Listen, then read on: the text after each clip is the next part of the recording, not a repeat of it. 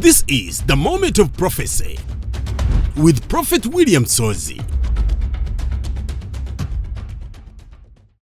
You pray for Lake Victoria musabire ennyanja Nalubaale because kubanga I saw it over flooding, nalabye ng'ejjudde full of water, ejjula amazzi and I saw the water disturbing those people around. ng'eraba abagiriraanye amazzi gabatawaanya nnyo I saw it even crossing to the road. era ng'ebiyimbye n'essala n'ekkubo. You pray, Musabe God will listen. Kama ajja kuwulira.